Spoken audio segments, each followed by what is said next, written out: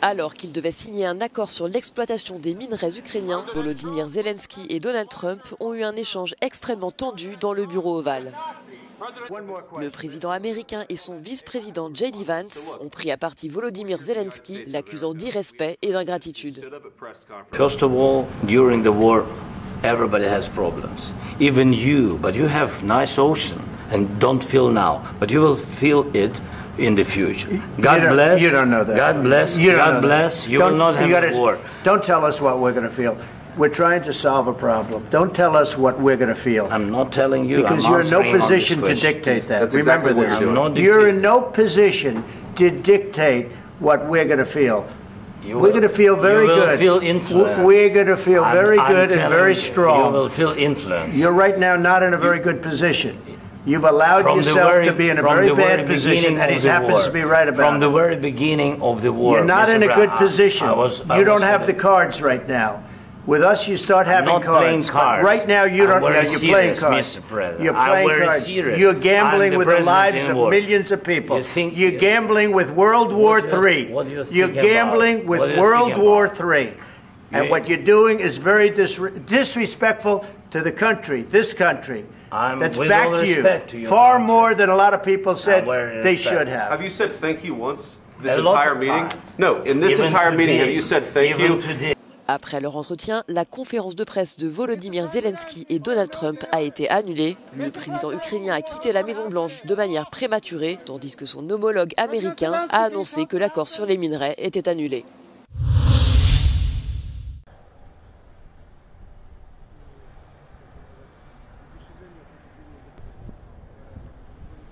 Les États-Unis ne sont pas les seuls à s'intéresser au sous-sol ukrainien. Déjà en 2021, peu avant l'invasion russe de l'Ukraine, l'Union européenne avait signé un partenariat avec Kiev pour accéder à ces matières premières. Des projets pourraient être lancés dès le mois de mars, dont un lié à l'exploitation du graphite ukrainien, selon la Commission européenne. L'Ukraine est un pays très vaste, c'est un pays qui est très connu pour l'exploitation du fer, du titane, du manganèse, aussi du graphite, le graphite qui rentre dans les batteries, donc ça c'est un matériau intéressant. Pour le reste, il y a des indices de lithium, des indices de terres rares en Ukraine, mais ça ne veut pas dire nécessairement qu'il y a des gisements de qualité mondiale ou des gisements qui peuvent être exploités économiquement.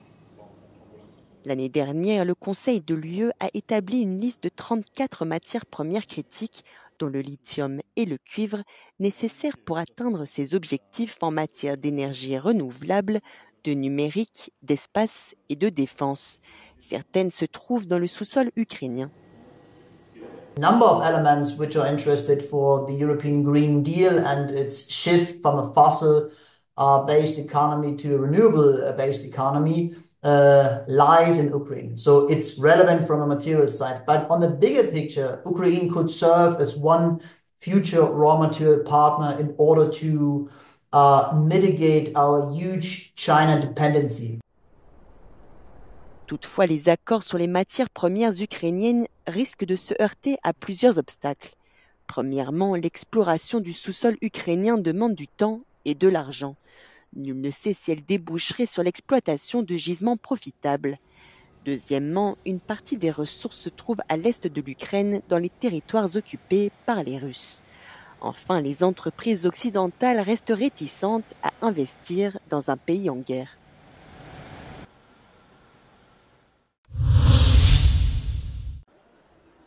En Belgique, les employés de l'usine d'Audi à Forêt, dans la région bruxelloise, ont pris leur poste pour la dernière fois vendredi dernier.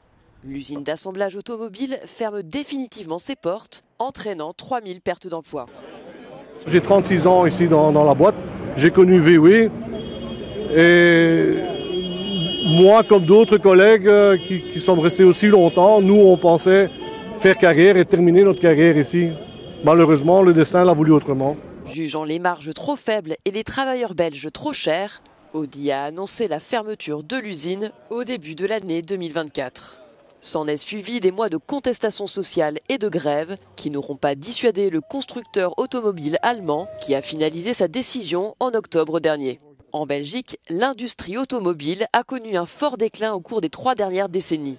La dernière usine d'assemblage de voitures encore en activité est celle de Volvo, située dans la ville flamande de Gand. Viktor Orban refuse de tolérer davantage la Gay Pride. Comme en Russie, le Premier ministre hongrois met en avant ce qu'il désigne être une nécessaire protection de l'enfance. Viktor Orban profite du retour au pouvoir de Donald Trump pour préparer l'interdiction des marches des fiertés. Ces dernières années, l'ambassadeur américain David Pressman participait à la Gay Pride de Budapest.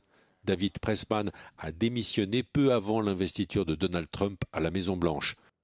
Azt szeretnék, hogy ezzel foglalkozzanak most az emberek, de hát nyilván látjuk mellette azt a fenyegetést is és félelemkeltést, amit próbálnak most a kialakult helyzetben rájátszani, de látjuk azt a fajta jogfosztást és jogcsorbítást is, hogy azok az emberek, akik szabadon szeretnék gyakorolni a gyülekezési törvényhez való jogukat, vagy a véleménynyilvánításhoz való jogukat, az ő joguk fog most ezzel sérülni, hogyha nem vehetnék részt. Viktor Orban a évoqué l'interdiction de la Gay Pride à l'occasion de son discours annuel à la nation. Son gouvernement prépare un amendement pour interdire la marche des fiertés. Szokásához híven a miniszterelnök úr egy kicsit ilyen virágnyelven fogalmazott, szóval nem tartalmazott konkrét üzenetet tulajdonképpen az ő mondata, de alapvetően azt gondoljuk, hogy azzal, hogyha a gyülekezési törvénybe belenyúlna bármilyen formában, akkor azzal igazából beismerné azt, hogy Magyarországon nincs többé demokrácia. Ces dernières années, la Hongrie a restreint les droits des minorités sexuelles, mais la Gay Pride de Budapest continue jusqu'à aujourd'hui d'attirer des milliers de personnes. A kormánynak a szándéka az egyértelműen a gyermekvédelem. És úgy gondoljuk, hogy a belvároson átmassírozó Pride, most, hogy már az amerikai nagykövet nem tudja vezetni, nem kell, hogy az ország ezt eltűrje. Viktor Orban suit l'exemple de Vladimir Poutine.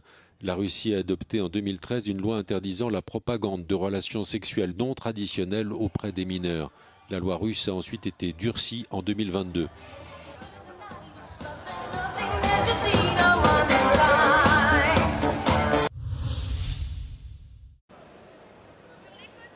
Chaque année, des milliers d'exploitants se réunissent à Paris pour le Salon de l'agriculture, l'une des plus grandes foires agricoles d'Europe.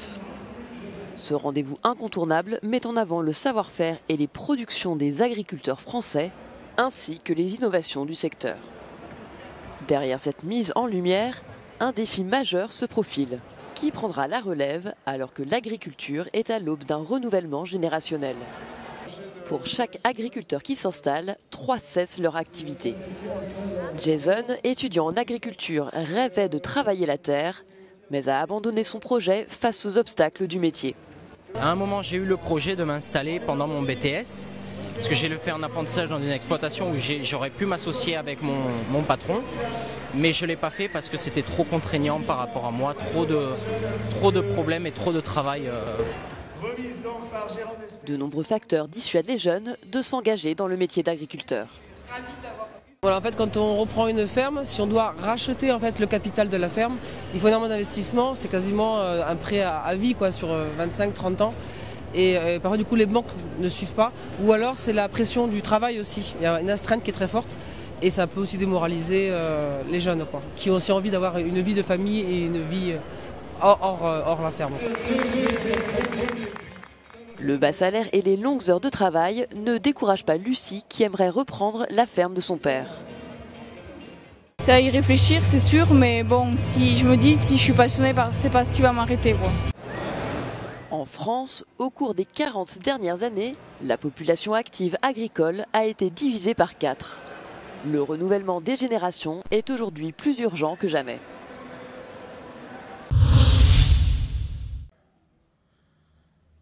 Santorin est encore quasi déserte. La grande île de l'archipel grec, au centre de la mer Égée, sort doucement d'un mois de tremblements de terre à répétition.